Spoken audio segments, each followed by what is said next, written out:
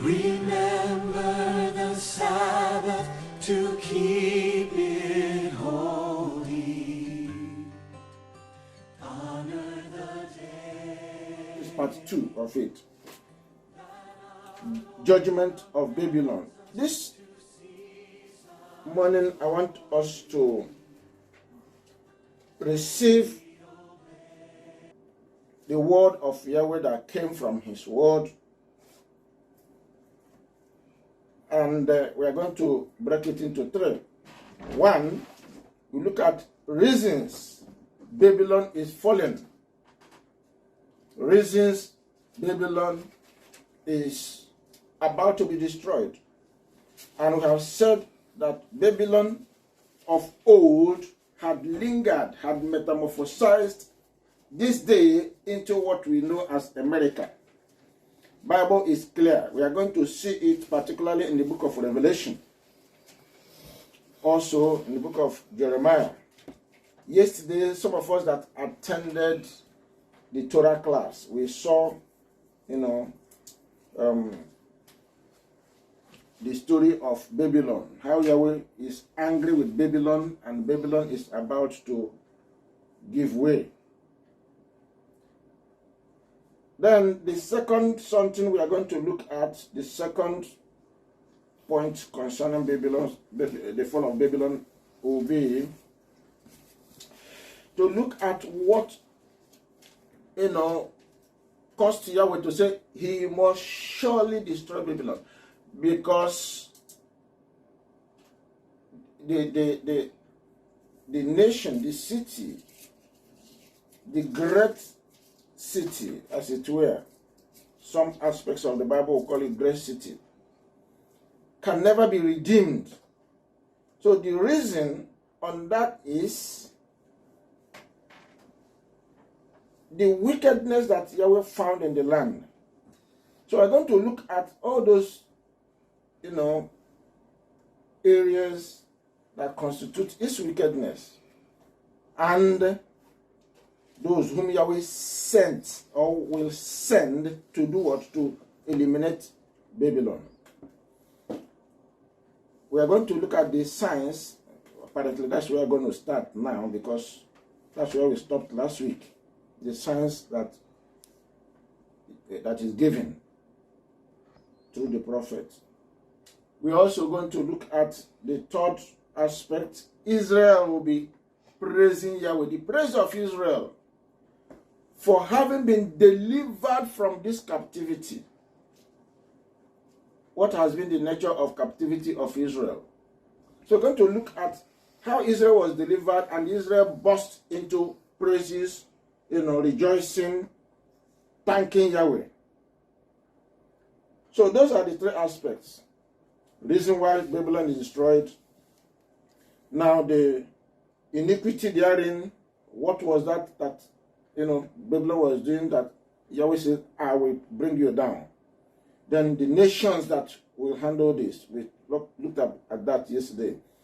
And in that verse 2, number 2, also we will look at the lamentation. And finally, we will see the celebration of the people of Yahweh. Now, when the Bible talk about Babylon, you see, two countries or 2 nations or 2 powers or 2 empires or 2 type of people are existing. That's how Yahweh is seeing it. In these latter days, you have nations called Babylon, nations of the world. Then the capital city of nations of the world is the great city, the Babylon. Babylon of old that metamorphosed into Babylon of these latter days, which is called America. Then you have the other people, which Yahweh says they are his treasure, Israel. Now, Babylon wouldn't want Israel to exist, or the world wouldn't want Israel to exist. Because the world has a different character. They have different ideology, if you like. Their own way is different from the way of Yahweh. Now, who are the Israelites? Israelites are the people, according to Apostle Paul in Romans chapter 9. He said they are adopted. They are adopted people of Yahweh. Yahweh took them. Yahweh called Abraham. And out of Abraham, he called the children of Abraham, which today we have the people of Yahweh. Now, they are the people of covenant. People of covenant. And the content of covenant is keep my word. My word. Yahweh says keep my word. That is, his word is the content of the covenant. So if we keep his commandments, the word, the Torah, the law, which is what the covenant is all about. Now, if we do that, we belong to him. If we don't, then we are like the Gentiles. We are like the Babylonians. We are like, the people of the world. So two sets of people. People of Yahweh and the people of the world, called Babylon. And Babylon, Yahweh says, he's going to destroy the capital city of the world.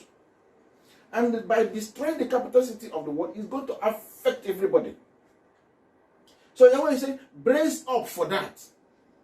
Learn about it, understand it, and watch out. Watch out, because it's going to happen. Now, as it begins to happen, as Yahweh begins to deal with Babylon the Great, it will surely affect every home, community, cities, countries of the world, because they are one and the same thing with the capital Babylon, the Babylon the Great City.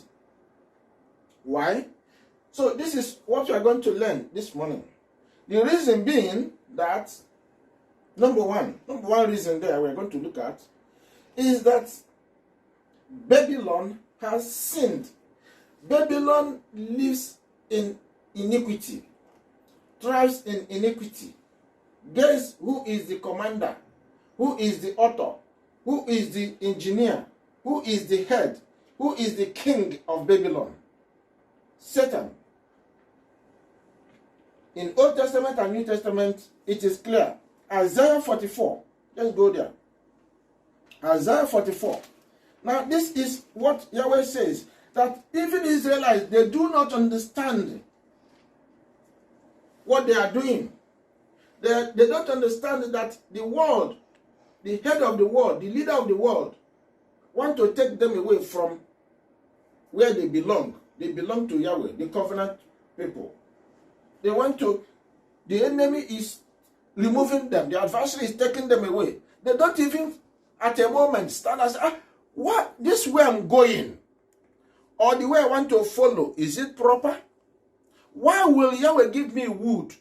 I will go into the bush, I cut the wood, break it in pieces, come into the house, put it in the fire to warm myself, to cook my food, and at the end of the day, I will, mold or carve the wood, put eyes, put nose, and go and put my head and bow to it.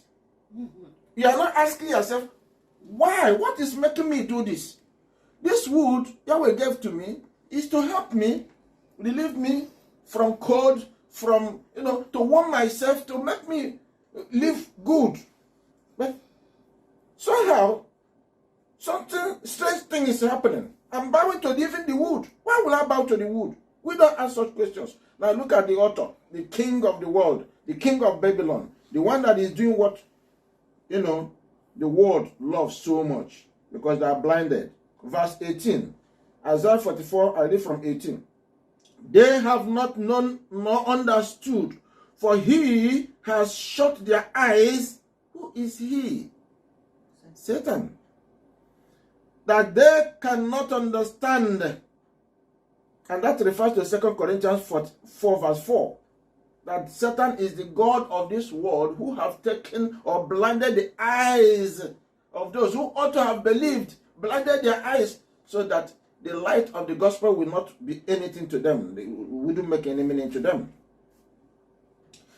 Verse 19, and none considereth in his heart, neither is there knowledge nor understanding to say, I have burned part of it in the fire. Yea, I also have baked bread upon the coals thereof.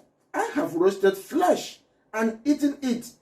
And shall I make the residue thereof an abomination? Shall I fall down to the stalk of a tree? That's what he's saying. The wood is given to you. You go out, you cut it, you bring it, you make fire out of it, coal out of it, and you roast flesh, you cook your food, you warm your body. Now, would I go and bow to the same wood? Abomination. So this abomination. Do we know that we do this? You say, oh, I don't do that. But if you go to the church, they give you a cross, or you buy chain that has cross, or you buy anything that has cross, all that is this application. What do you use that cross to do? Whatever thing that Yahweh is doing to us, every good, Satan will take it and turn it to evil. The wood, is it bad? Is it evil? No. That is where Yeshua was nailed at the tree. But Satan said, because he went there, your Messiah, your Savior went there, he was nailed there, that tree is object of worship, can be worshipped. So, fashion it in any way, any manner, put gold, put silver on it, leave it in here. Anytime you just look at it, Jesus is there. Just nod your head there. I mean, that is fine. Remember that Satan takes glory, worship, via image, graven image. And that is the warning. Exodus chapter 20 verse 4.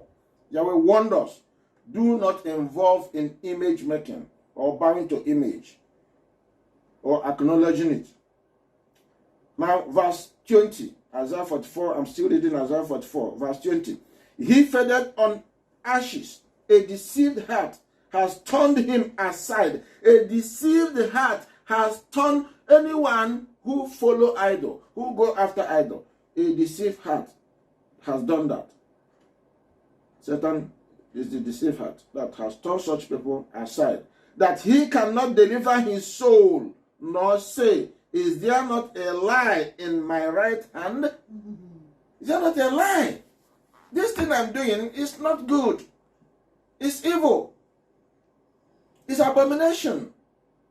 Then can the person reason and think that way and say, the one that is doing this could be by my side, whispering to my ears to do all these things, engineering my heart to do all these things. Verse 21. Remember these, O Jacob, Israel, and Israel, for thou art my servant. Remember, you are not for, or you don't belong to this one who is the head of Babylon. Remember, you belong to me, says Yahweh. You are Jacob. Jacob is Israel. You belong to me. O Israel, thou shalt not be forgotten of me. That is the promise of Yahweh.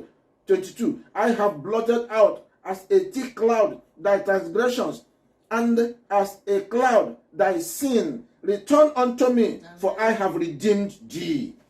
This is Yahweh saying, don't join them. Don't go with them. Don't fall with them. Don't be destroyed with them. Rather, return to me. Amen. I have redeemed you. I have made provision for you to come back. Someday, one day, Israel will go back to the land. Yahweh has made that promise. His promise is A and Amen, and he's going to fulfill it. He's going to fulfill it. So, now we have seen the author, the head, the king of what? Of Babylon. In fact, if you look at Isaiah chapter 14, specifically spoke about this. He raised him. In fact, the prophet was speaking to on that Isaiah 14 as if he is the king of Tyre. the king of Tyre. And later he began to speak about Babylon and the head of Babylon and the king of Babylon. So exactly the same fellow that Isaiah was referring to in that 44. Satan is the head of Babylon. Talk about Babylon, this world of iniquity. But the head or the capital is America. And that is what we are putting our eyes. America. And Yahweh is saying he will surely destroy America. One, the reason America has sinned.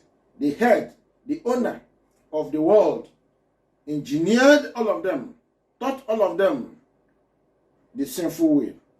The sinful way is not going. When you remove the way, the covenant way, the law of Yahweh, when you remove it from yourself, you have entered into sinful way. So America removed the covenant commandments of Yahweh from them. And what do they preach? What do they believe in? They say they hold the scriptures. And who are they worshiping? You find out that the name they call or worship is not the same to the name that is given, written in the scriptures. In fact, Yahweh made it explicitly clear to Moses. Henceforth, my name is Yahweh. My name is Yahweh, and that is the name that you are going to know me, and the name you are going to call me, and that is a memorial name from everlasting to everlasting. And he went on to say in Isaiah 56, verse, is it 52 or 56? He said in Isaiah there that you must know his name. 52 verse 6. You must know his name. Isaiah 52 verse 6. Because he is Yahweh. Do you know his name? Yes. He said, you will know my name. Not another, not title. It's not interested. He never gave us title to know.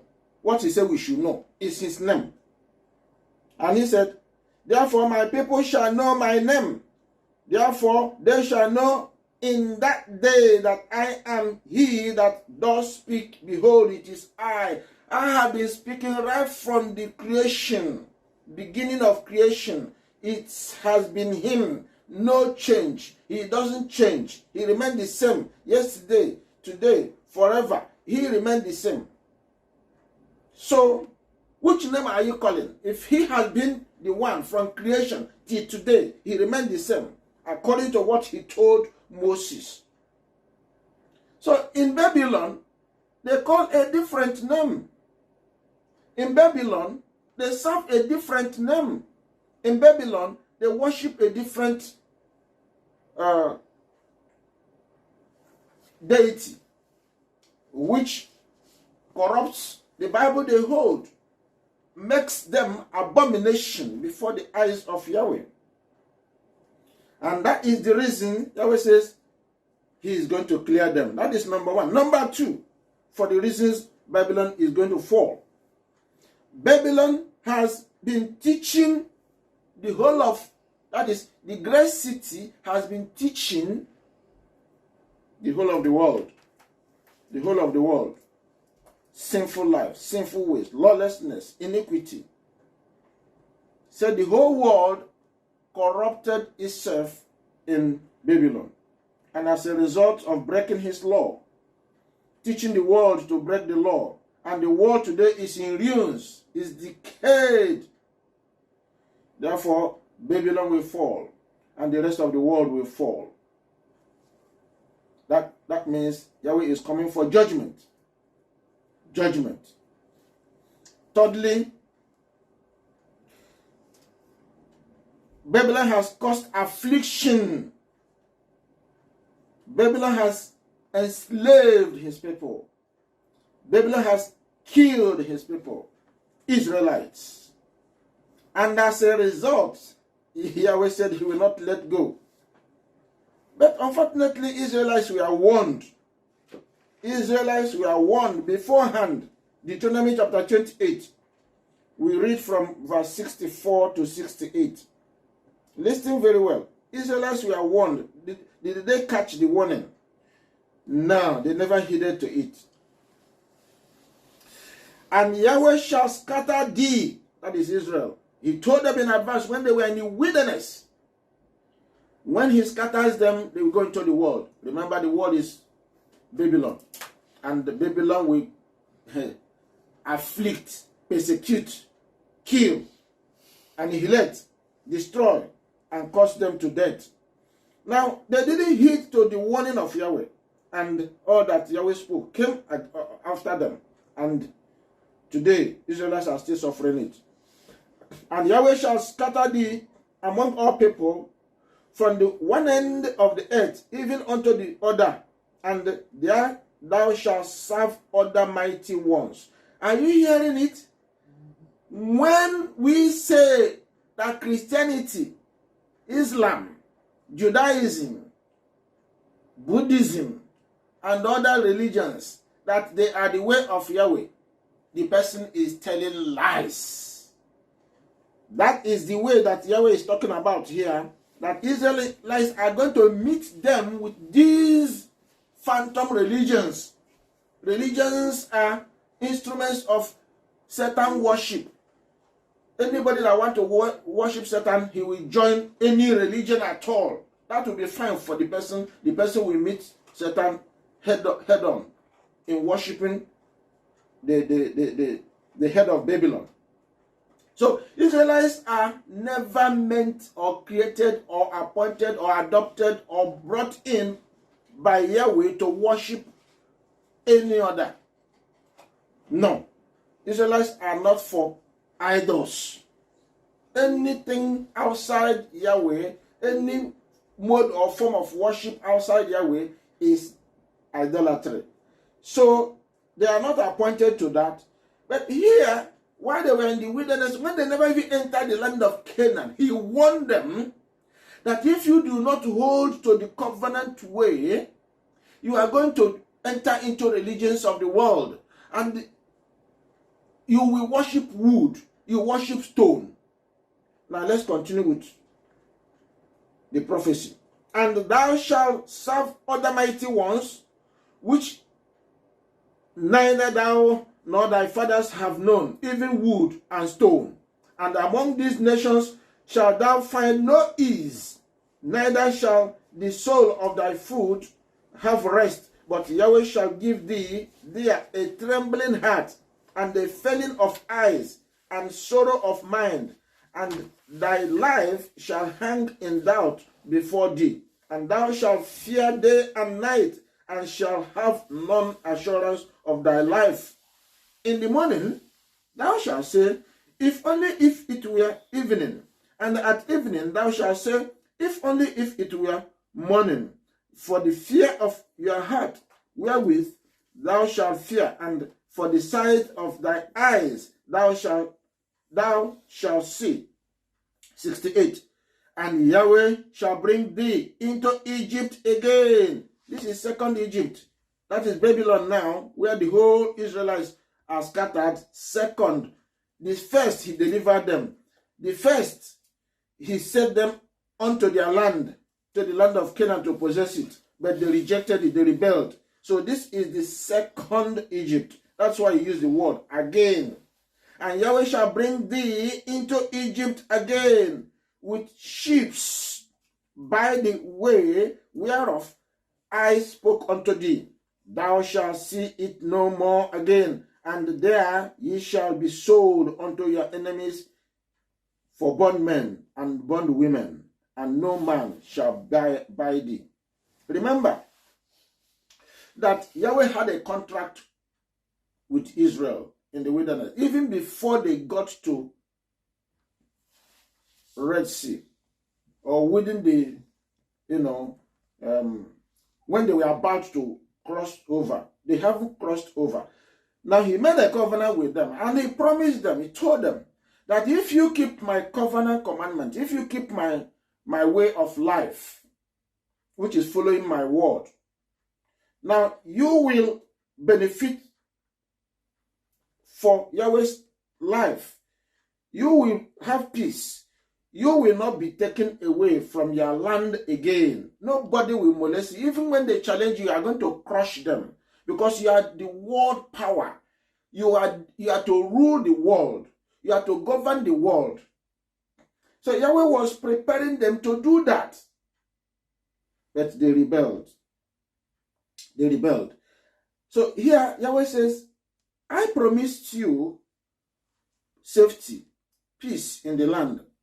But that you have rebelled against me, you will go into not just exile, but into affliction, persecution, destruction, and death in the foreign land, all over the world. And he said they will carry them in ship into other countries, other lands, into nations of different tongues. And there they will be, they will suffer persecution, they will suffer annihilation. Exodus chapter 14, 13 to 14 says, the Egyptians you see today, you will not see again. Yahweh made that promise to say, you will not go into exile again. You will not go into captivity again. You will not be enslaved again, provided you keep my covenant commandment. That is what he's telling us today.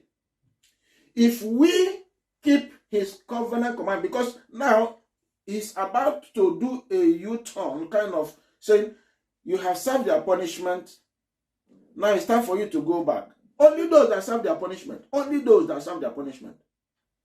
Only those. That is what the Bible is saying. If you have been dodging to serve your punishment, I'm telling you, the person will pay the price. Because the person will not fit into the kingdom. When the person gets there, he will start unraveling. You start showcasing all those things he has dodged. Those things that you always say, cut it off, remove them. Don't continue with them. Because somebody is hiding it, dodging to, make the sacrifice, to throw them away. Somebody is dodging it. At the end of the day, they will manifest. So Yahweh said, none of such person will enter his kingdom. None of such person. So, because of unbelief, because of disobedience, rebelling against his word, he allowed his people to be sold into the world. The world bought them without money. Yes. And continue to annihilate them. And there ye shall be sold unto your enemies for bondwomen, that is slaves, and bondwomen, and no man shall buy you. What does he mean by no man shall buy them? They will be, commodity that is common. They will be so common that, as you go into the market to buy ingredients to cook your food or food soup or whatever, Israelites is going to, so nobody will redeem them. Nobody will set them free. Nobody, no man. Buying them is, Yeshua came and purchased us, bought us. We bless him. We bless Yahweh. It's only Yeshua that did it. He came and bought us back via his blood. So as the Gentiles, Israelites are in the Gentile world, many have joined Christianity, many have joined Judaism, many joined Hindu, many joined different religion, Islam, and at the end of the day, they are roped in religion, tied by Satan, and Satan wouldn't want them to go. The one and only one that has come to buy them back is Yeshua. And Yeshua is crying and saying, come to me and be delivered and be rescued from the bondage to which you find yourself. Jeremiah 29, 1 to 7. Jeremiah 29.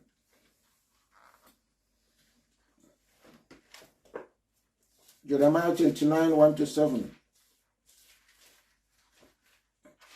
Now, these are the words of the letter that Jeremiah the prophet sent from Jerusalem unto the residue of the elders which were carried away captives. Now, this is also reflecting to old Babylon world, where Israelites, the Jewish people, were, exiled. They suffered the same, what, Israelites are suffering in the Gentile world today. The tribe of Judah suffered it. So Jeremiah is reflecting on what happened, trying to remind them how they lost their senses and what they are going through and all that. And he's saying, don't worry, build, have family, and live as if you are living in your land. And whatever trouble that comes, follow it, endure it. So let's hear him here by this letter he sent to the exiled children of Yahweh in Babylon of ancient time. The prophet sent from Jerusalem unto the residue of the elders which were carried away captives, and to the priests, and to the prophets, and to all the people whom Nebuchadnezzar had carried away captive from Jerusalem to Babylon. After that, Jeconiah, the king, and the queen, and the eunuchs, the princes of Judah and Jerusalem, and the carpenters and the smiths were departed from Jerusalem by the hand of Elasah, the son of Shaphan, and Camariah, the son of Hilkiah, whom Zedekiah, king of Judah, sent unto Babylon to Nebuchadnezzar, king of Babylon, saying, Thus says Yahweh of hosts, the Yahweh of Israel, unto all that are carried captives, that is all the tribe of Judah that we are carried captives, whom I have caused to be carried away from Jerusalem unto Babylon. Build ye houses, and dwell in them, and plant gardens, and eat the fruit of them. That is what we are doing. Build our houses, live, just what he's saying, live among them. Don't live in isolation. Live amongst them. Though he's not saying intermarry with them. No. Because that will cause Israelites to bring into their own life Gentiles. When you intermarry with them, you mix blood with them, that is abomination on itself. Now, build ye houses and dwell in them, and plant gardens and eat fruit of them. Take ye wives and beget sons and daughters. Take ye wives here is not you go and take the wives of because they know their culture, they know what the Bible prescribes. So you don't go and take the Babylonian women or men. And take wives of your sons. Did you hear that? Of your sons. The instruction was clear. And give your daughters to husbands, that they may bear sons and daughters, that may be increased there and not diminished. So you bear your own kind by marrying yourselves. Don't marry the Gentile people. What has happened to us today? We can marry anybody. You look at anybody, any person, those with big head and those with small head. Just marry in as much as they please our eyes. Marry them. Now, that is tragedy. Is committing sin, abomination upon abomination, even in the foreign land. And that is why the judgment in these latter days, the second Egypt, is going to be terrible. Because the Israelites have shown that they are rebellious. Very, very rebellious.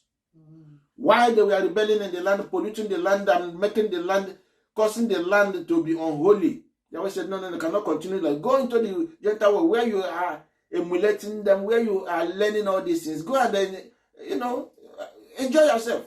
And truly, they enter into the Gentile world and said, you don't know how to do idol. We are going to teach you how to idolize. And they now teach the Gentile world how to carve all those woods and stones and do all those stuff.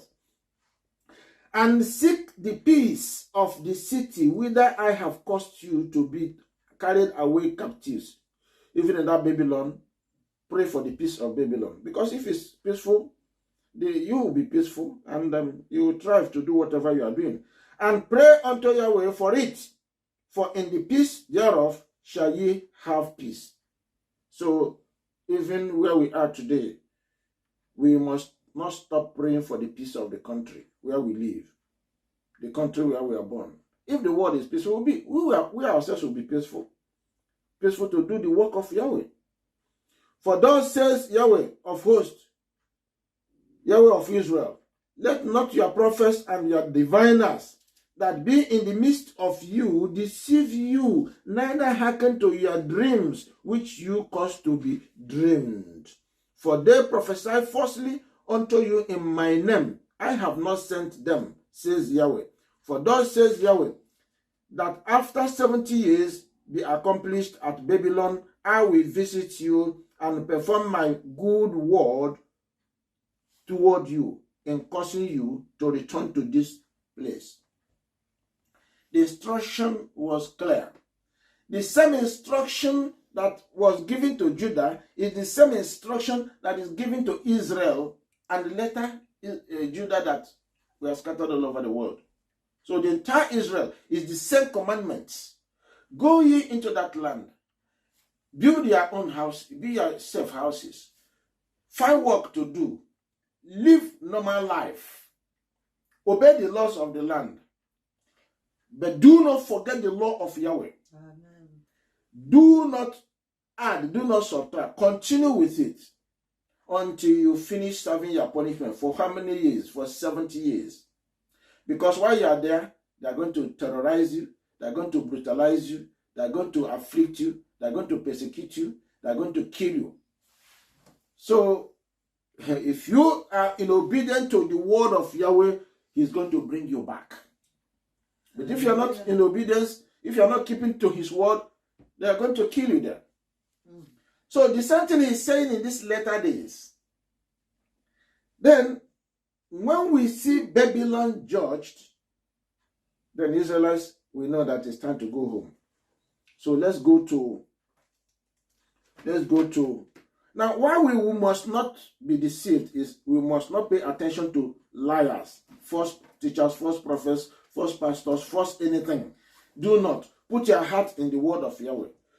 Put your heart in, let your assembly, let your congregation, let your mixing be with those that follow Yahweh, follow the truth. That is what He called us to do. Because the same thing happened in Babylon of old. They didn't pay attention. They followed diviners. They followed false prophets, false teachers. At the end of the day, they were led astray. And that almost caused them a problem not to return. But Daniel has to intervene.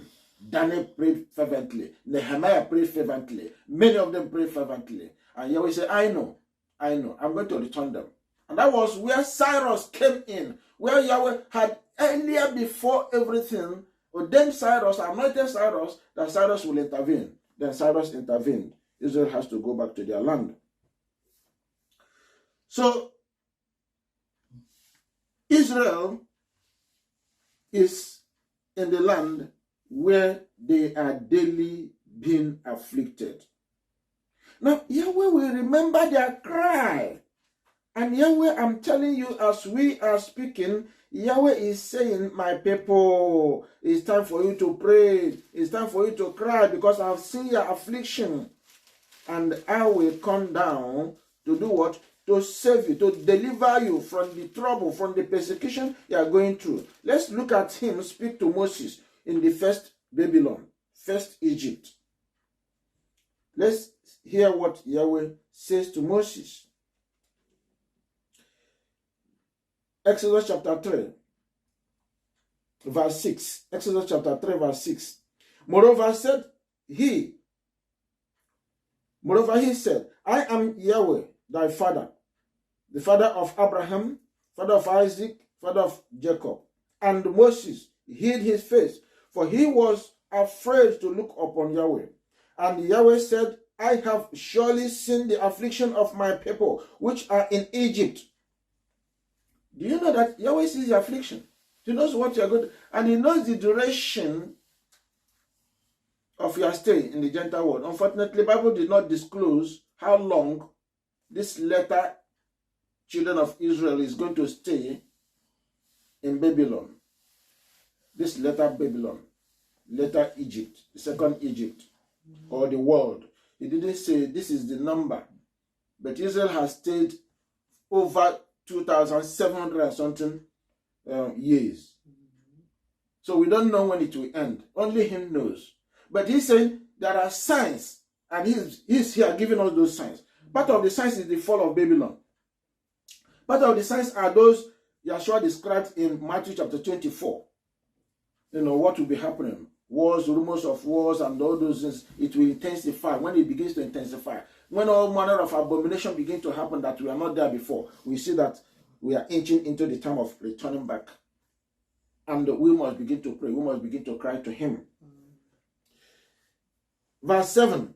And Yahweh said, I have surely seen the affliction of my people, which are in Egypt, and have heard their cry by reason of their taskmaster. For I know their sorrows. He knows the sorrows of Israel. He knows the afflictions they are going through. He knows the persecution they are going through. He has seen them suffer, being killed. But why is he not intervening? Because you have not done what he asked you to do. Some of us have rejected to serve our punishment. Some of us have rejected to obey his word, listen to his word, follow him, and we do not pray.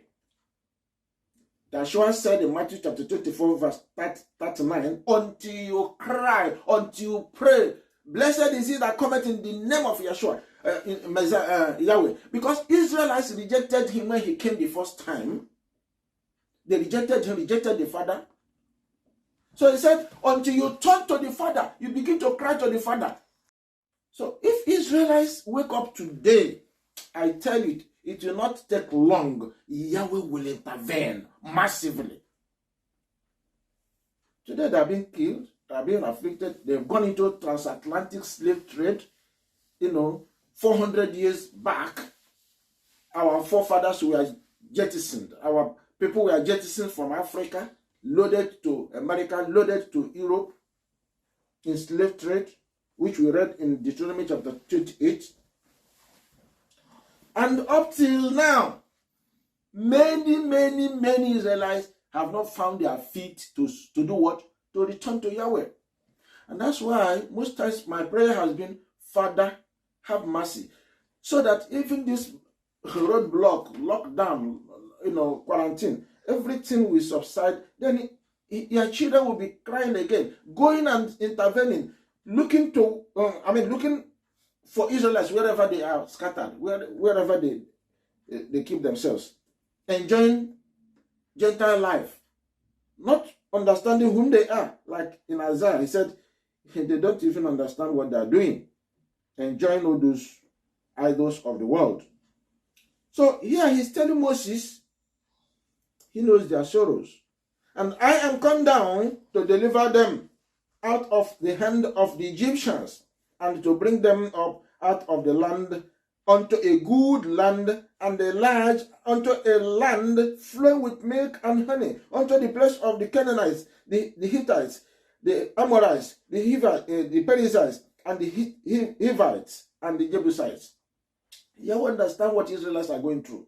You understands that in this second Egyptian affliction, persecution, that his people are being maltreated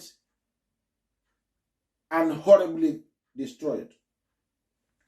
And he is waiting for his people to do something.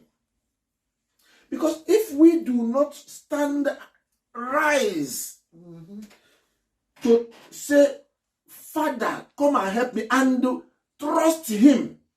Because what he's looking for is that trust, obedience unto him. If we don't, then annihilation will continue. Killing will continue. Persecution will continue. Trouble will continue. Many African countries, you hear them cry, the leaders are, not even marginalizing them, maiming them, killing them, destroying them. This is exactly what is happening. Until we come to the head of what Yahweh is saying, embrace it, follow it, there will be no stop to annihilation and killing and enslavement. There will be no end. The end, and the only end is to return to Yahweh.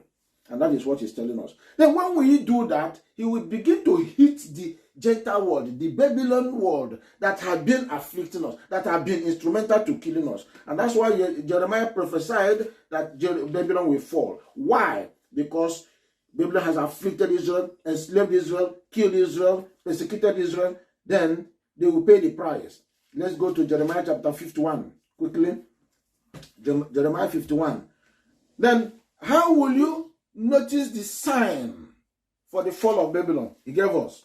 One, when we begin to see the trouble, in verse 46, we read, and lest your heart faint, and ye fear for the rumor that shall be heard in the land. A rumor shall come 1 year, and after that in another year shall come a rumor and violence in the land, ruler against ruler. So, first of all, there will be rumor. Now, the second year, there will be rumor plus what? Violence in the land. Then you see state versus state. Governor of one state fighting governor of another state and all that. Then you will know that there will be trouble. All through that period, get ready to go. Don't stay. Verse 46. Verse 47. Therefore, behold, the lions come. Behold, the days come that I will do judgment upon the graven images of Babylon, and her whole land shall be confounded, and all her slain shall fall in the midst of her. You see, we pointed it out as one of the reasons. Because of the images. Remember the statues there. Statue of Liberty. Obelisks. Those are graven images. They are there. They are symbol of America. Those images are symbol of America, and they are idol, positioned there by Satan. And that is what is governing the land. That Statue of Liberty is prominent, is in the heart of every American. And with that, they teach the world the way of idol, to follow the way of idol. And her whole land shall be confounded, and all her slain shall fall in the midst of her. Then the heaven and the earth and all that is all that is therein shall sing for Babylon. All the whole earth shall sing. Heaven and earth shall sing for Babylon. For the spoilers shall come unto her from the north, says Yahweh. Spoilers. So those that are going to overthrow Babylon, America, they are going to come from the north. Who are they? He says they are the people of maids. Maids. Maids and Pasha of old has metamorphosed into new set of people. They ran. They migrated to Iran. We talked about it yesterday night. Migrated to Iran. And there they have established themselves. They have alliance with Russia. They have alliance with China. All those are people of the north. So there are going to be nations, multitude of nations, and they are going to gather together. They are going to agree, and they are going to bring Babylon down. As Babylon has caused the slain of Israel to fall. This is another reason we pointed out. Because Babylon caused Israel to be persecuted, to be slain, to be destroyed. So at Babylon shall fall the slain of all the earth. At Babylon shall fall the slain of all the earth. Those who are masterminders of evil, sin, iniquity, they are trained and brought up from Babylon. They have Babylonian education. They have Babylonian, training. And all their training has reached the world. So they will fall. Ye that have escaped the sword, go away. It's talking to Israel. And other nations too, because not only Israel, other people living in that land, Yahweh is giving them, this green light. When you see all these things happening, begin to move away. Now the warning is particularly for Israel, because the prophecy here is meant for Israel to have understanding, to have knowledge of what will befall the land where they are staying, so that if they're able to understand what Yahweh is saying and they escape in righteousness. It's not just escaping and escape, because the unrighteous ones will fall. Even if they are not destroyed there, they will be destroyed on the way. No unrighteous person will reach the land of Israel. Ye that have escaped the sword, go away. Stand not still. Remember Yahweh afar off. Remember Yahweh as you go. And let Jerusalem come into your mind. As you go, put your heart to Jerusalem, because that is where you are going. We have confounded because we have heard the reproach. Shame has covered our faces, for strangers are come into the sanctuaries of Yahweh's house. Wherefore, behold, the day is come, says Yahweh, that I will do judgment upon her graven images. This is Babylon. The idols, the gods that they are worshipping. Whether in the name of Christianity or Islam or Judaism, he is going to deal with their gods. And through all her land, the wounded shall groan, though Babylon should mount up to heaven, and though she should fortify the height of her strength, yet from me shall spoilers come unto her, says Yahweh. If the spoilers shall come on their own, they will not succeed, because Babylon is powerful. They fortify themselves. They are strong. They have all the armaments, all the weapons of warfare. You can't conquer them. But because Yahweh is going to do it, Yahweh is going to destroy their weapon even before the fight starts, so that when the enemies, the spoilers gets in there, they will just quickly annihilate them. So the fight is Yahweh's fight. But Yahweh is going to lead those multitude nations to go there and deal with them. Verse 54. A sound of a cry cometh from Babylon, and great destruction from the land of the Chaldeans. This land of Babylon is still called the land of Chaldeans, because Yahweh has spoiled Babylon and destroyed out of her the great voice, when her waves do roar like great waters, a noise of their voice is uttered, because the spoiler is come upon her, even upon Babylon, and her mighty men are taken. Every one of their bows is broken. For Yahweh, Yah of recompenses shall surely requite.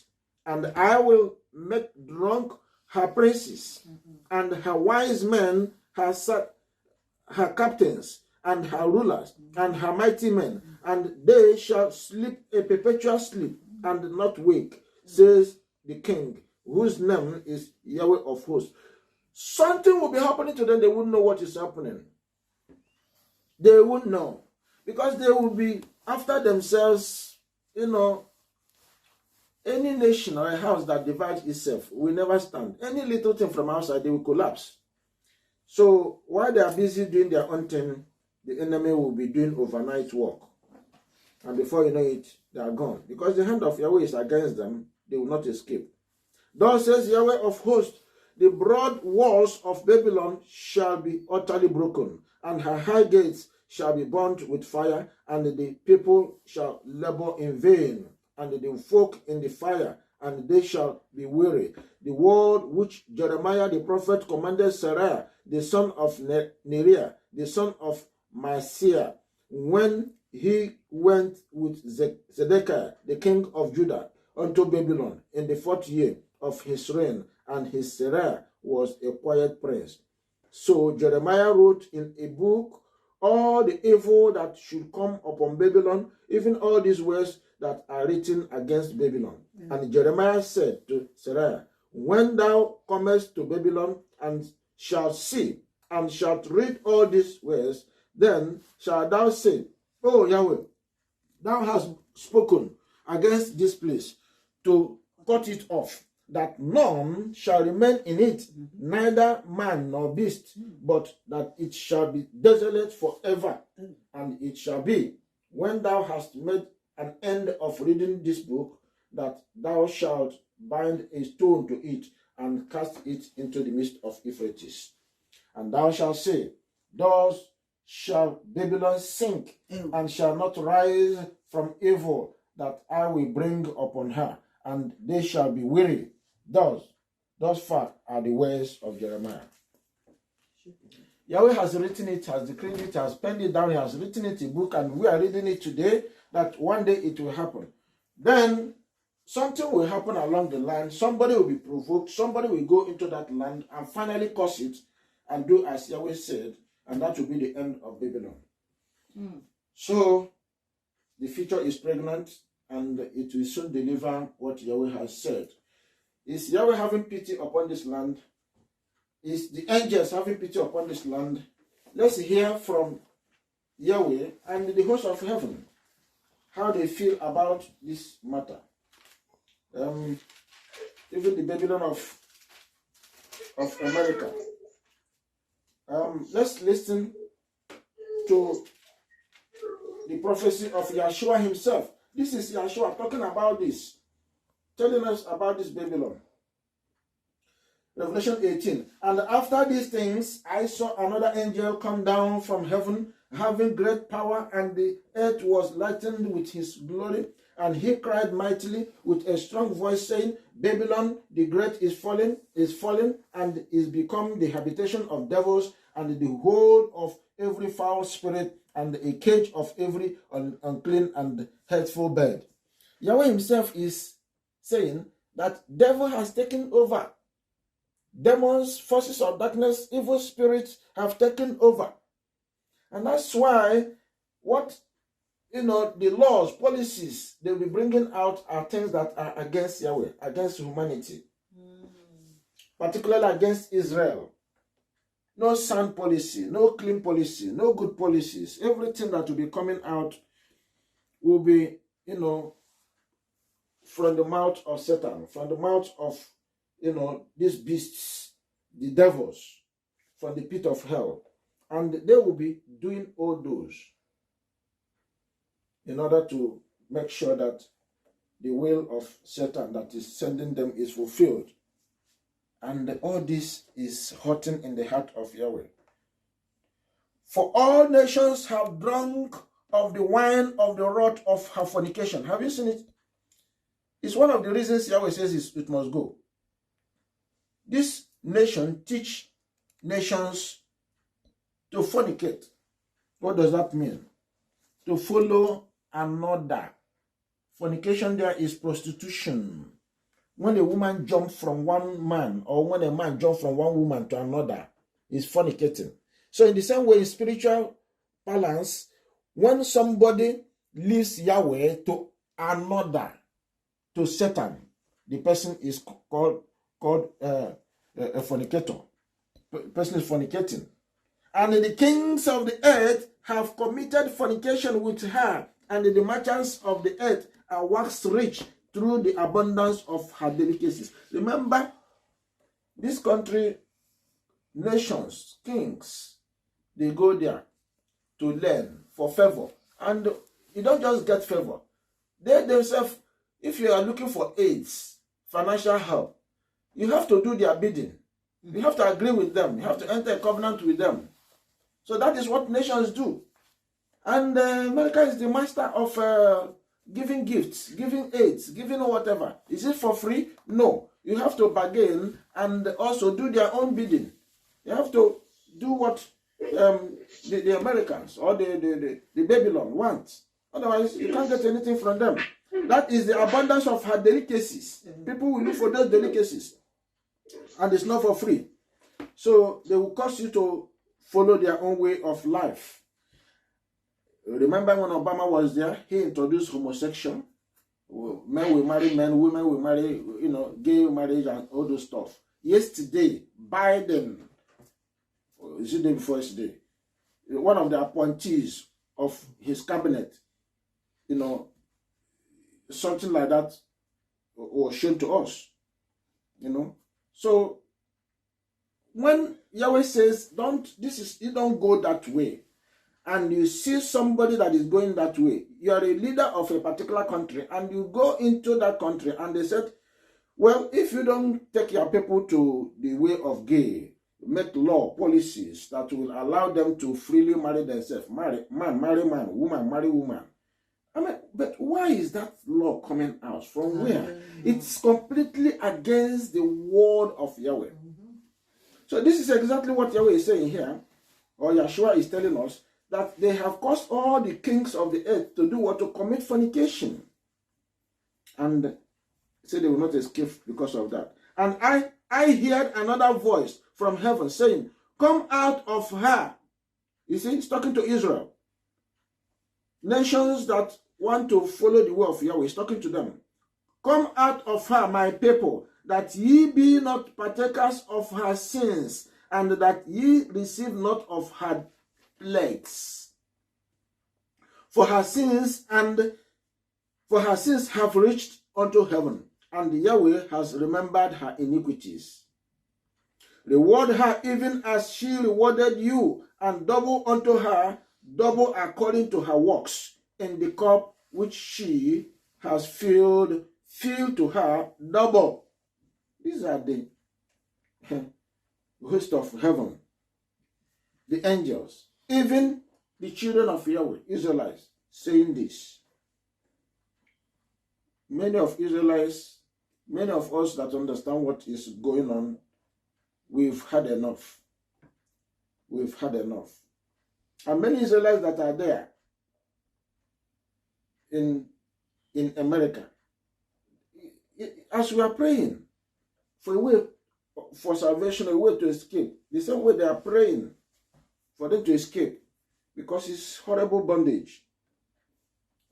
You don't have rights. Even when you have built houses, you have mansions, you don't have rights. You don't have the freedom.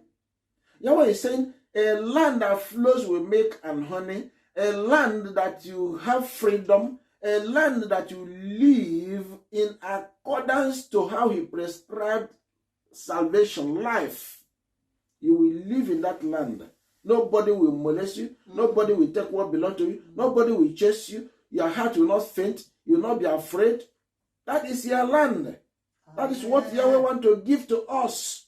And he's saying, come out of Babylon. Come out of Gentile world. Come out of second Egypt. Come out of Assyrian world. Come out of idolatry. Come out of anything that has to do with kicking against the covenant way of Yahweh. Come out of it.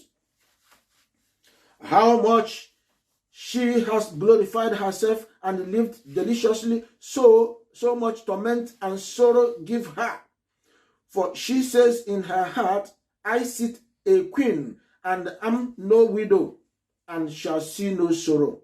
Verse 8, therefore shall her plagues come in one day, death and mourning and famine, and she shall be utterly burned with fire. For strong is Yahweh your father, who judgeth her, and the kings of the earth, who have committed fornication and lived deliciously with her, shall bewail her and lament for her, when they shall see the smoke of her burning, standing afar off for the fear of her torment, saying, alas, alas, that great city, Babylon, that mighty city. For in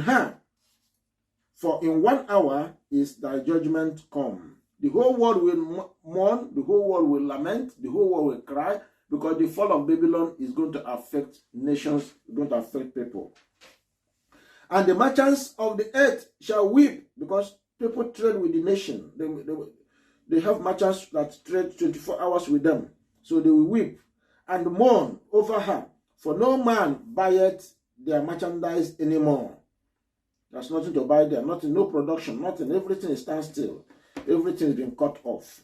The merchandise of gold and silver and precious stones and of pearls and fine linen and purple and silk and scarlet and all thine wood and all manner vessels of ivory and all manner vessels of most precious wood and of brass and iron and marble and cinnamon, and odors, and ointments, and frankincense, and wine, and oil, and fine flour, and wheat, and beasts, and sheep, and horses, and chariots, and slaves, and souls of men.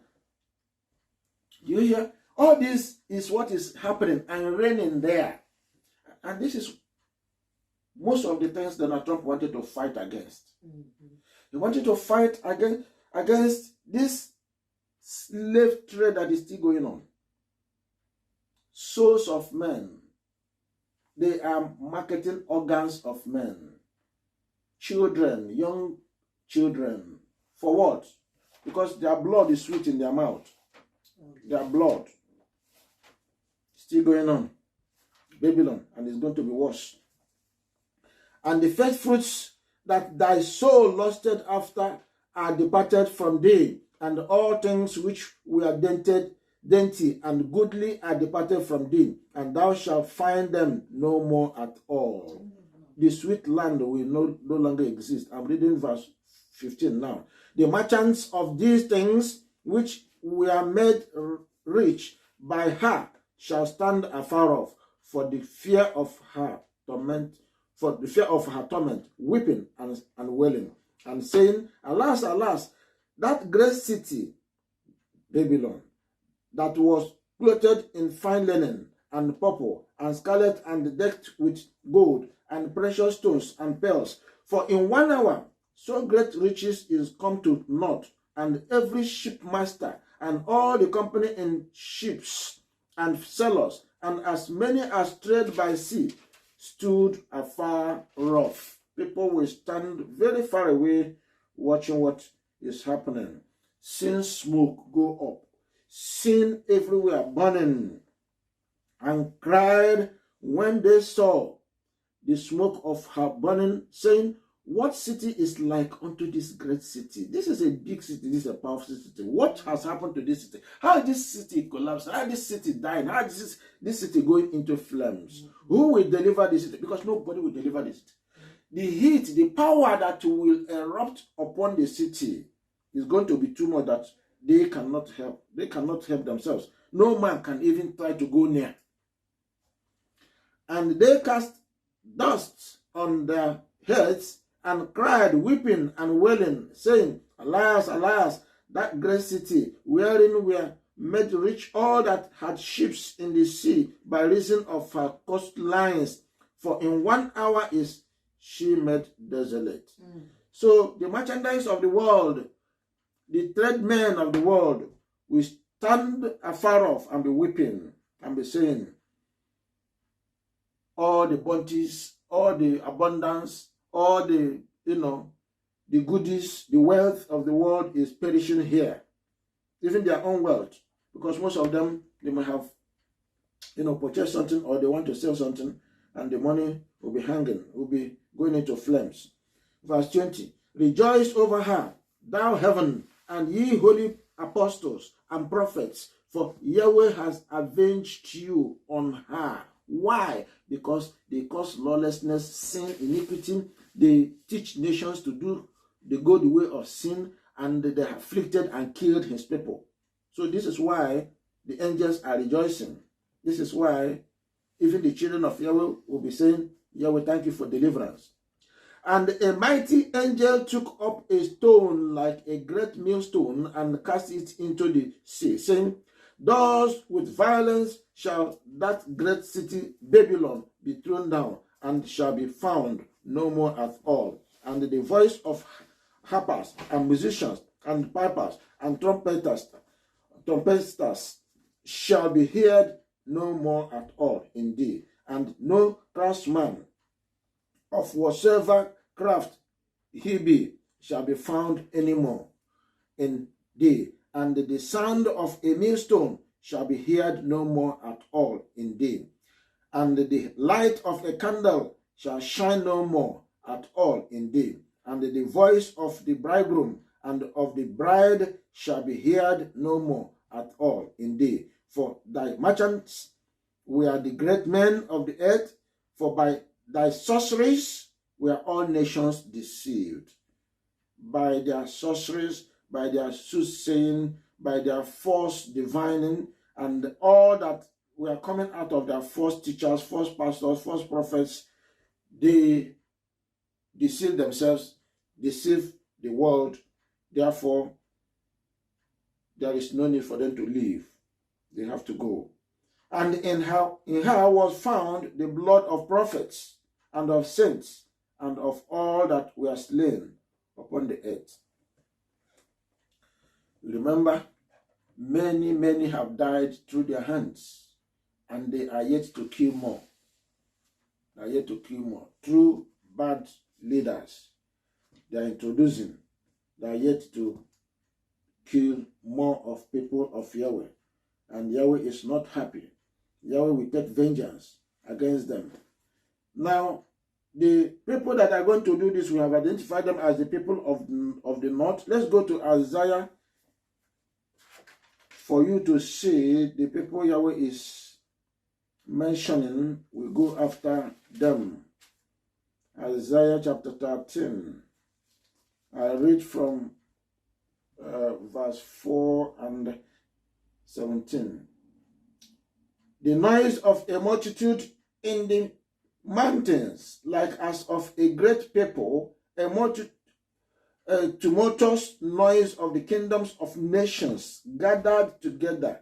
Yahweh of hosts mustered the host of the battle. So Yahweh is the one that is instrumental to bringing Babylon down. Behold, I will stir up the maids. So the people of maids, described them yesterday, are the people that are going to do this. These people of maids, they migrated from eastern part of Mesopotamia. Called that old Babylon somewhere before. But the eastern part, Mesopotamia is a very big, it was a huge empire. Then these people of Medes, remember Medes and Persia, that conquered the very Babylon. So when they were defeated themselves by Greeks, the people dispersed. So they went to Iran. So these Medes are Iranian people. And every time you hear Iranians saying, they to America, they to Israel, and all that, they are not saying it for saying sake. They are not making, mockery of America for saying sake. They mean what they are saying. And one day, someday, they are going to carry it out. And they have been identified as people Yahweh is going to use to do this assignment. So, they are going to be joined with the people of the north. Russia, maybe China, we join them to do that because they are the people of the north that the Bible has identified. So Babylon has been said to be like Sodom and Gomorrah, and the way Sodom and Gomorrah was overthrown, the same way it shall be overthrown. Isaiah 13 verse 19, Isaiah 44, 27 to up to chapter 45 talked about a bit of that.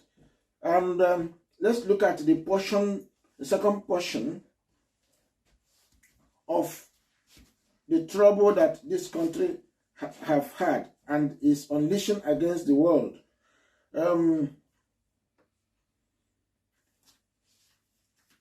We have seen the rumors and the rumors, then the violence that will come and the Babylon that is going to go down.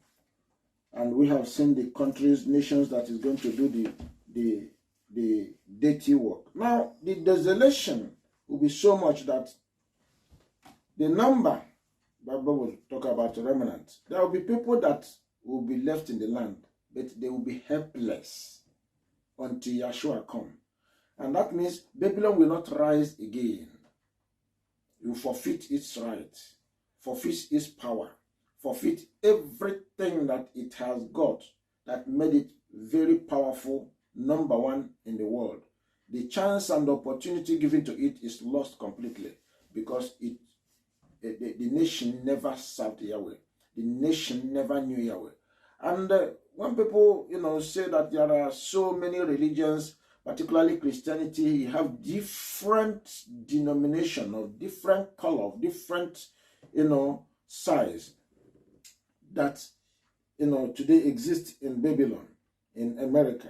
And you wonder why that huge number who profess one thing or the other cannot do what is right and get this nation stand on its feet. Because when the trouble begins to happen, the tension is going to be so much. You'll be asking, is it a country that say that they're worshiping the living Yahweh? That time you will know that they're not worshiping the living Yahweh. You will see the difference clearly. And no amount of prayer they will pray, Yahweh will listen. He will not respond, because their chapter will be closed, and he will want to forget them.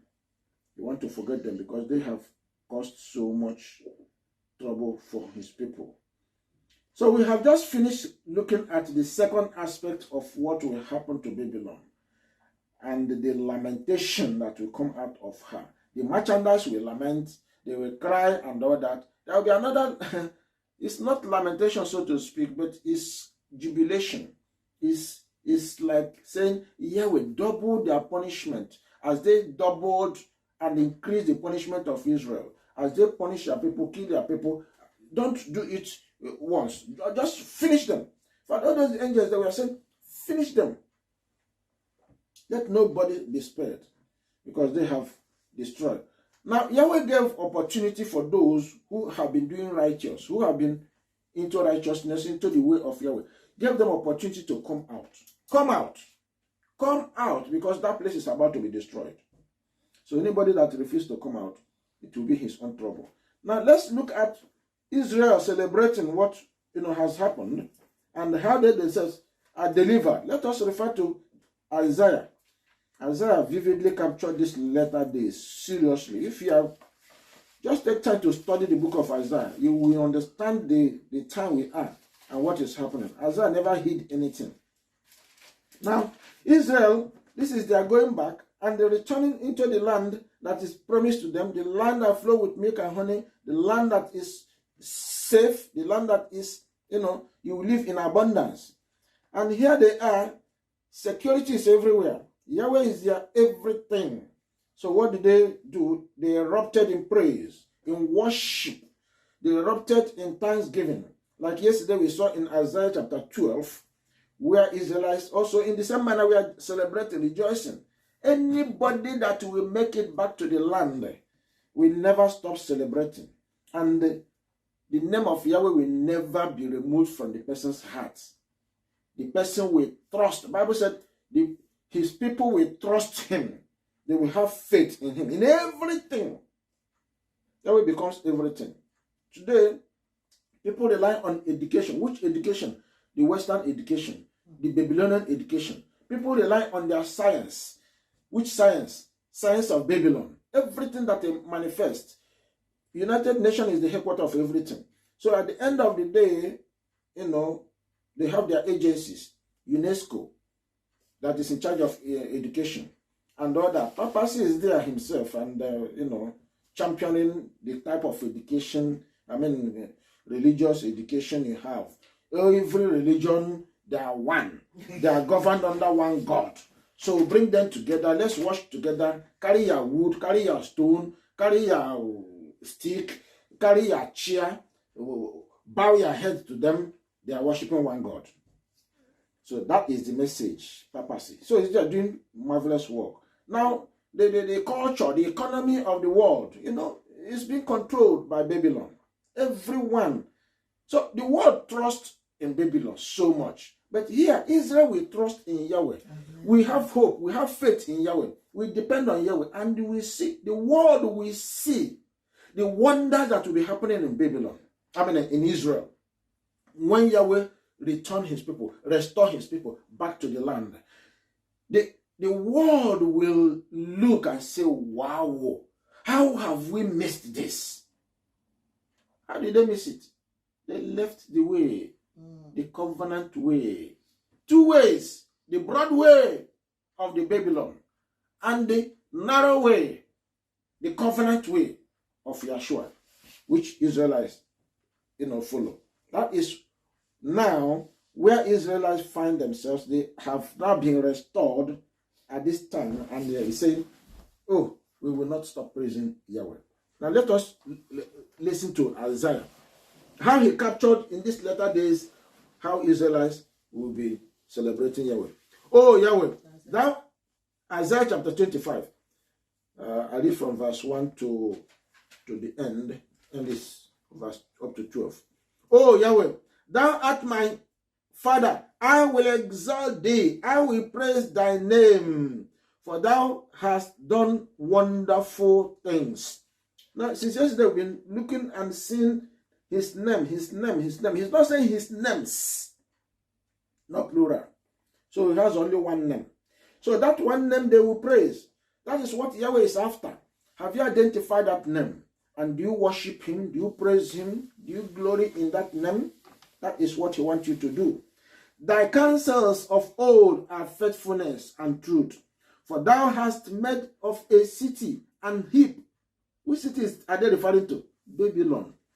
Of a defense city a ruin, a palace of strangers to be no city. It shall never be built.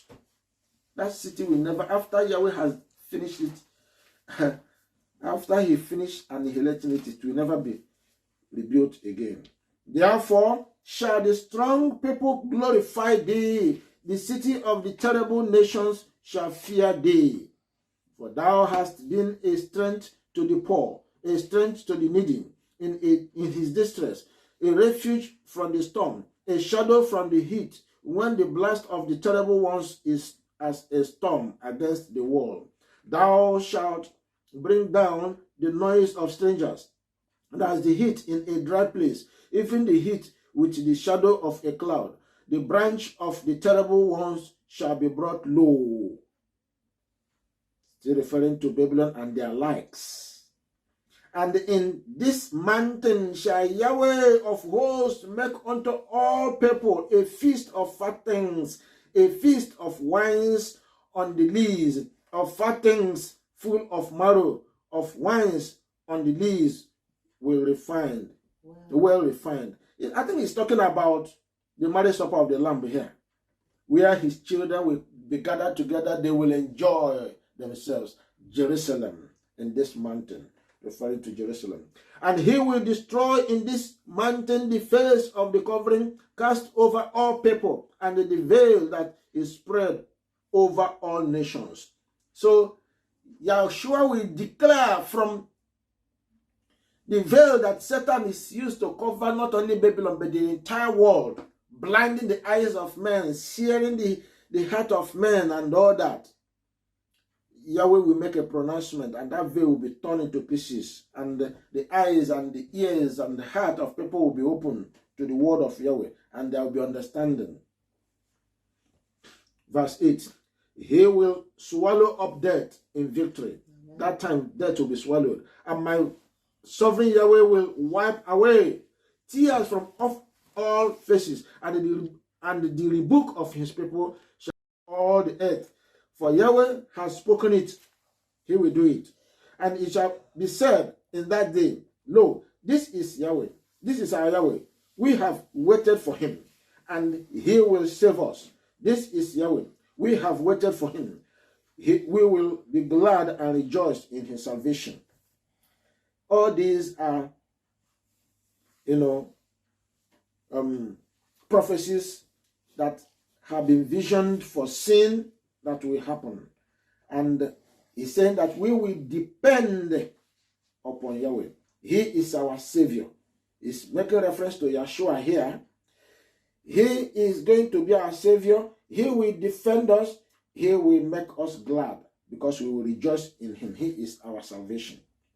For in this mountain shall the hand of Yahweh rest, and Moab shall be trodden down under him, even a straw is trodden down for the dunghill.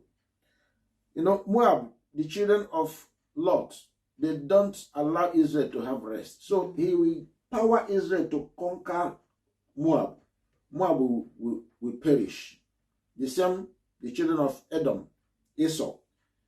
they will completely be wiped out. That is the prescription for them. Moab, they may be survivor, remnant somehow.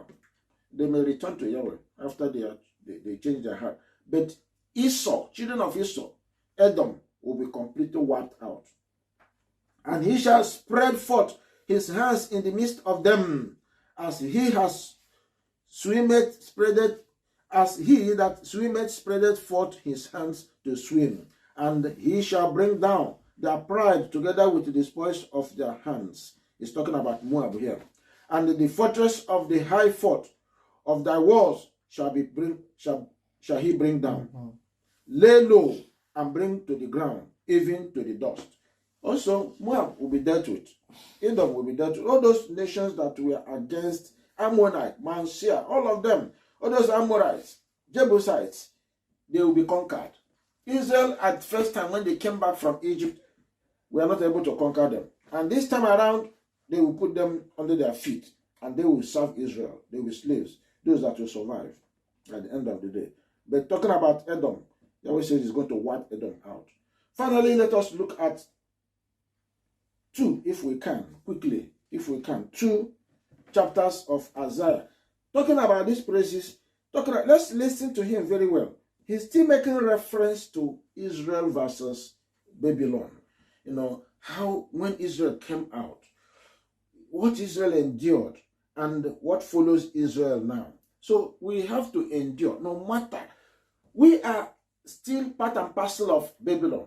Whether you are in the Babylon the Great, that is the great city, or you are within the periphery, within the nations, because they are all colonized. They have been all colonized. They have all been rubbish. They have been fed. They have been taught by the very American Babylon. So they have everything about the idols of Babylon. But here, Israel is kept by the power of Yahweh, and here you see them still thanking him and making reference to what they went through. Chapter 26, Isaiah 26, reading from verse 1. In that day shall this song be sung in the land of Judah. We have a strong city. Salvation will Yahweh appoint for walls and bulwarks. Open ye the gates, that the righteous nation which keepeth the truth may enter in. Which righteous nation? Israel at this time is calling themselves righteous. Why? Because they have taken to the way of the covenant. They don't know any other way. It is that narrow way they are walking in, that covenant way. That is what they know. So they are righteous. If you want to be righteous, it's the covenant way.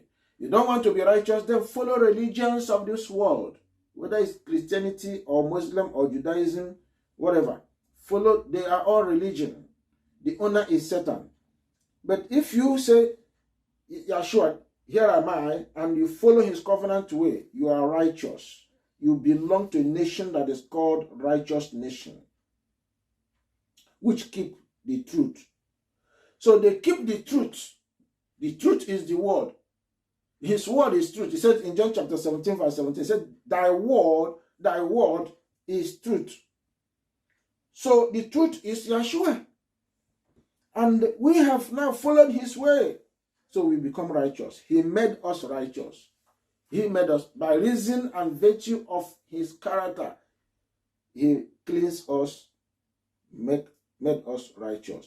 Thou wilt keep him in perfect peace, whose mind is stayed on thee. Because you now have faith in Yeshua. Your mind is in Yeshua. He will make you perfect. He will give you peace, perfect peace even. You have to stay. You have to live. You have to abide. You have to belong to him, because he trusts in thee.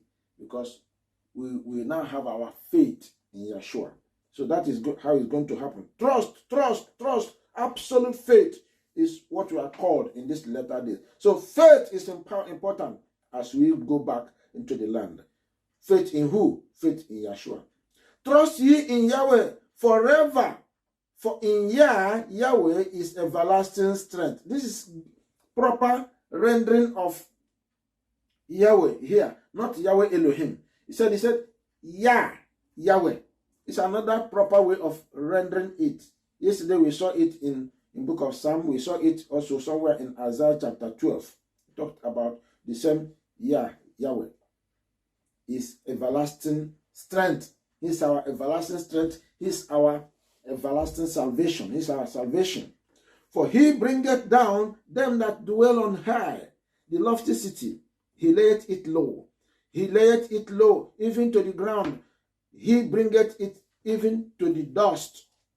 This is the lofty city Babylon, which we've been discussing since. They are still recollecting the experience.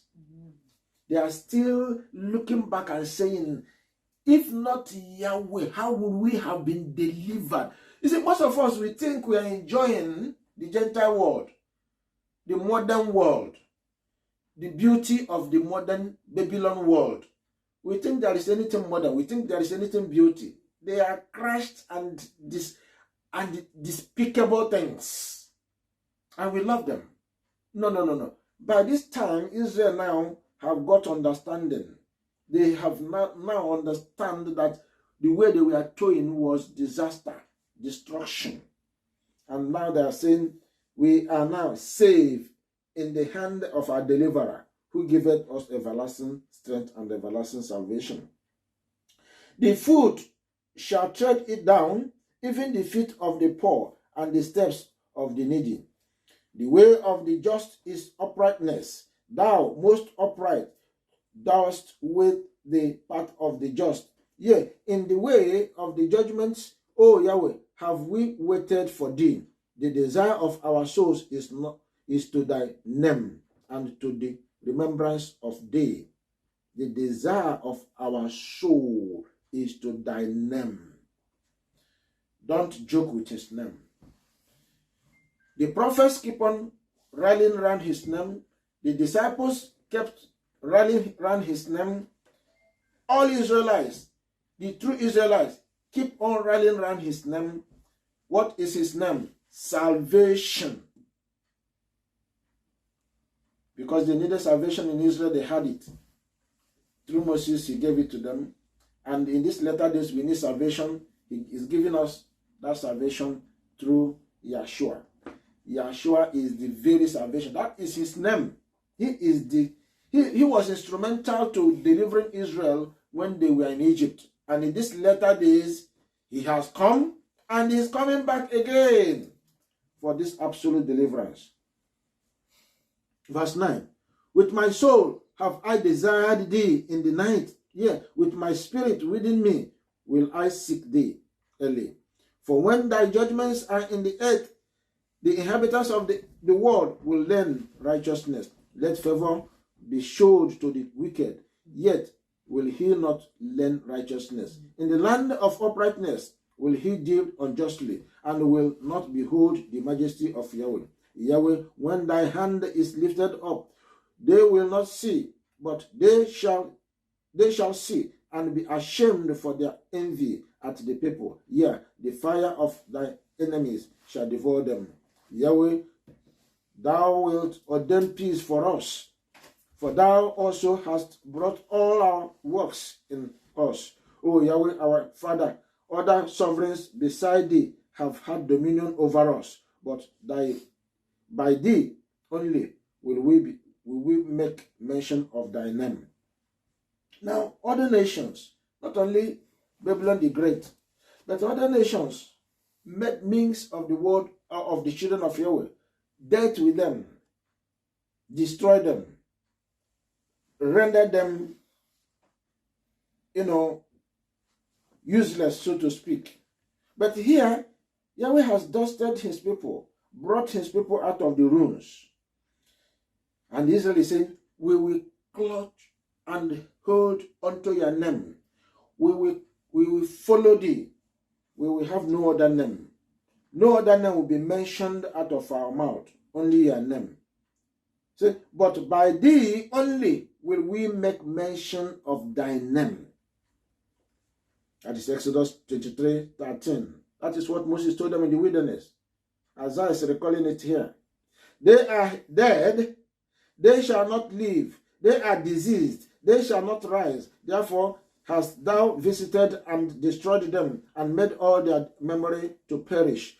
Thou hast increased the nation, O Yahweh, thou hast increased the nation, thou art glorified, thou hast removed it far unto all the ends of the earth. Yahweh in trouble.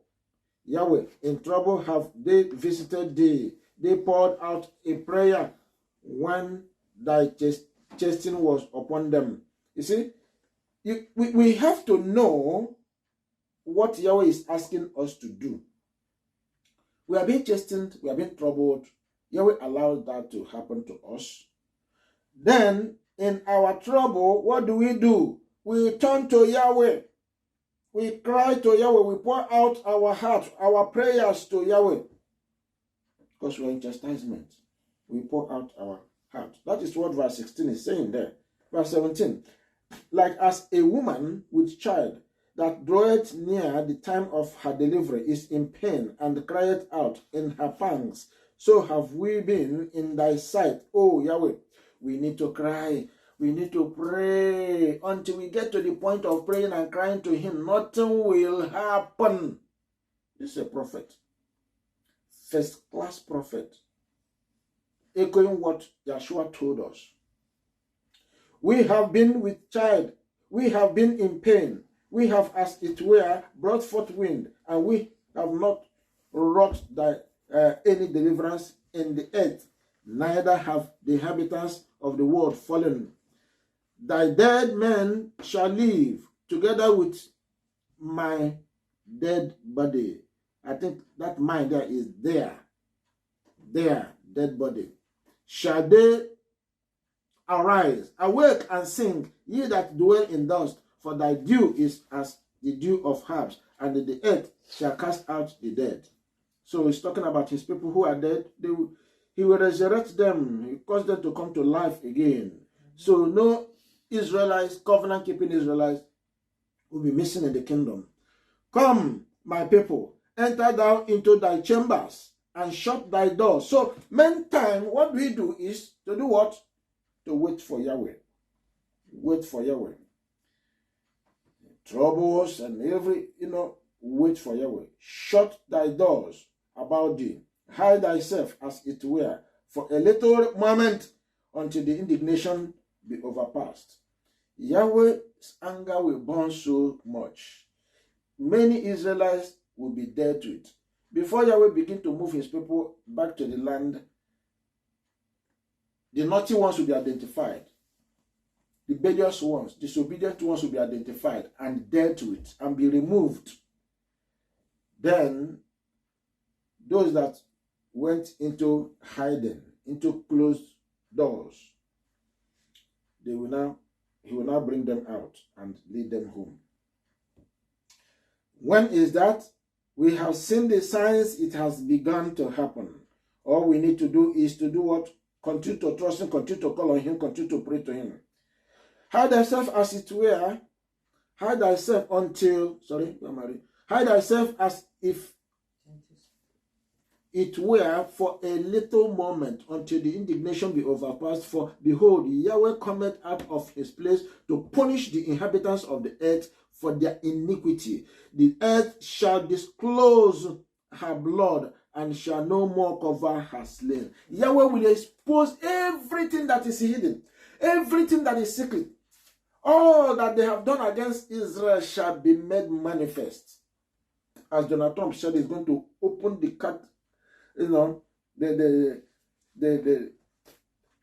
the cattle of, the iniquities or the sins or whatever that his predecessors had done. And even the one that is taking over the government. He's going to lay everything bare. Here, Yahweh is saying, I'm going to open everything up. The world will see.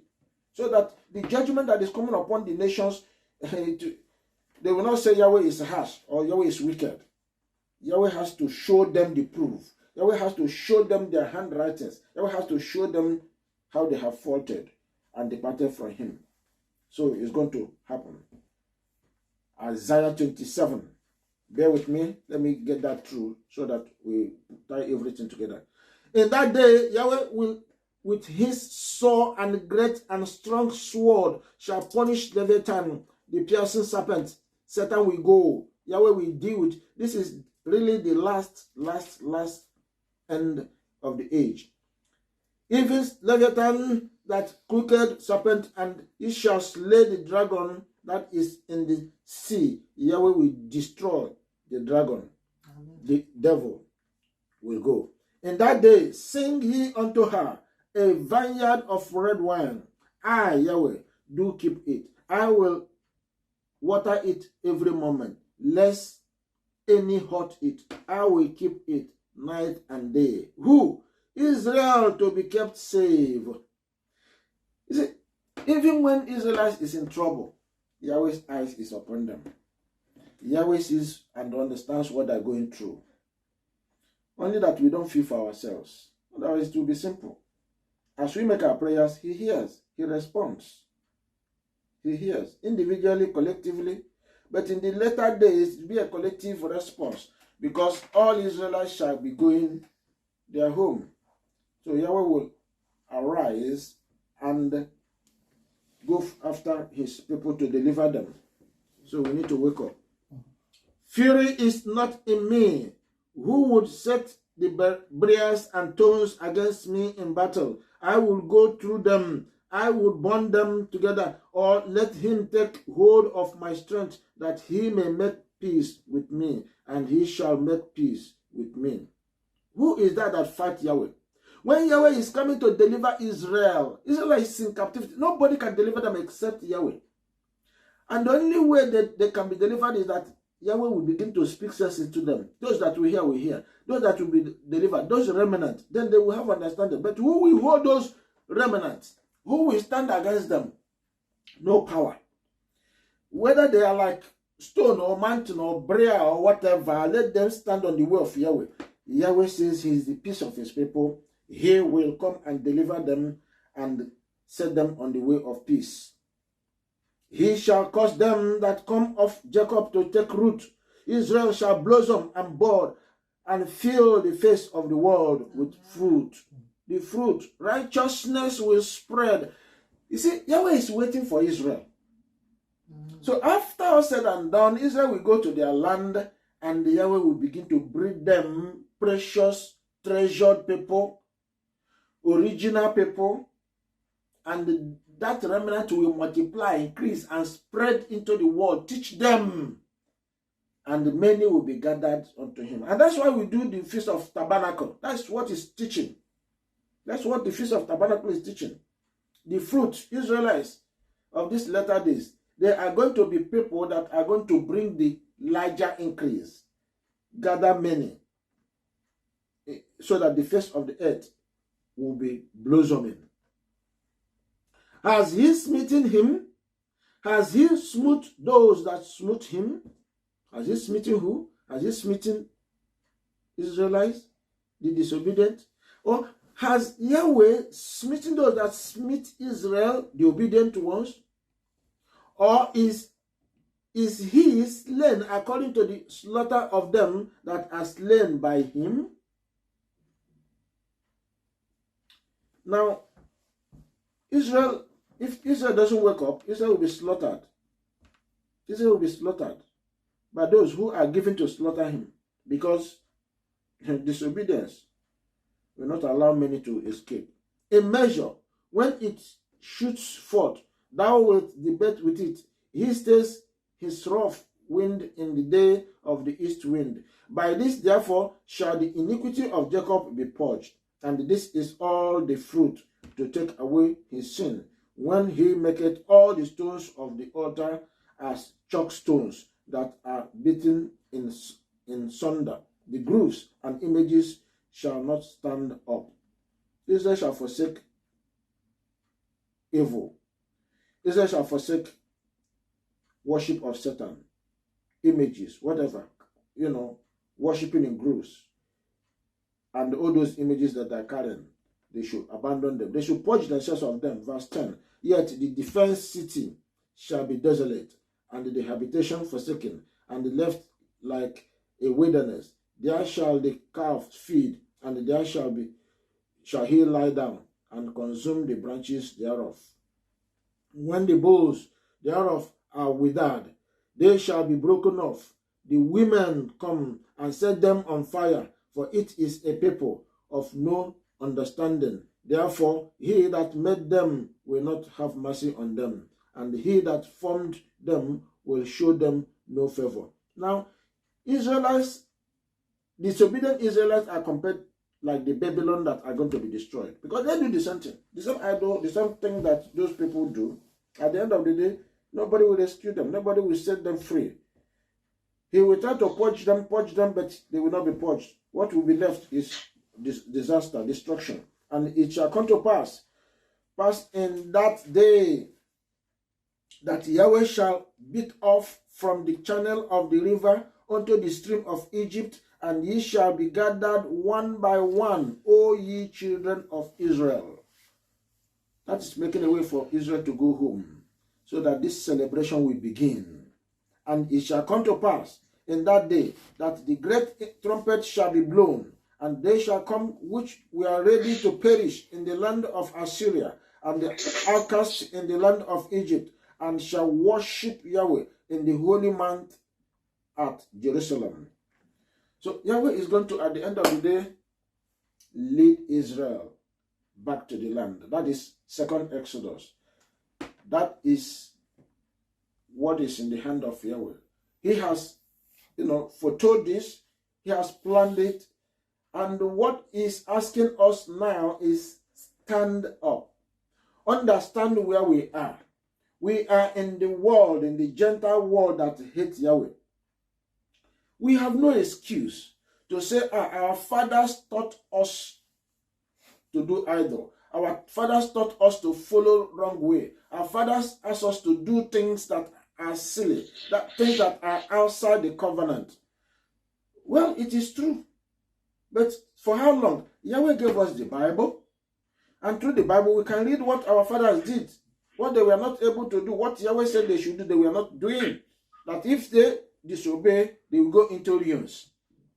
So do we follow the steps of our fathers? A wise child will say, no, my father walked the wrong way. This is the right way. Let me walk that right way so that I will not be like my father. That is what he is telling us to do in these latter days. Are you ready to do it? Are you ready to follow? Are you ready to listen? Or you are listening to yourself? Or you are listening to the Gentile world, the Babylonian world? Anybody that does that, there is nothing Yahweh can do. He has been trying to purge us. The only way that you are purged or going to be, get rid of all the idols and all the evil is his word. Soak yourself in his word. Eat his word. If you don't eat his word, if you don't drink his word, you have no life in you. And if you don't have his life in you, there's no way he can deliver you. Because he cannot see anything to come inside you to get you out of the wood, get you out of the trouble, get you out of the Gentile. So he's asking us to get ready. The world is drifting with speed now into disaster. And the only way for children of Israelites to be saved is to, trust Yahweh, follow Yahweh, depend on his word. Don't rebel. Don't add. Don't subtract. Don't say, this is the right way from your own mindset. Otherwise, you'll be like a prophet who go out there and say things from their own heart. When Yahweh hasn't sent them, what they thought of themselves, they say to the people. Thereby lying against Yahweh, lying, letting the people to believe a lie, leading people to destruction. Yahweh don't want that. His word is his word. That is the only way to go and only way to escape. May Yahweh bless you. May Yahweh help you to have understanding. May his word stick into your heart. And may he remain and be the pathway. Let it be the light. Let it be the shining, light that will take you into the land of Israel. Because there's no other way. He is the way. Father, we thank you this day. We bless you because it has pleased you for once again to reveal to us what is awaiting humanity in these latter days. The fall of the great city, the fall of Babylon, the latter Babylon of this age. So it will go down. Nothing will save it. But your mercies endure forever. In as much as your mercy remains, you want many, even the Babylon, to have a change of heart. But just because Babylon has said, I'm haughty, I cannot change, I sit like a queen, I touch heaven, I sweep everywhere, I'm in charge of the world, said Babylon cannot be saved because it's unrepentant. It's very haughty. It's very noisy. Pollutes the world.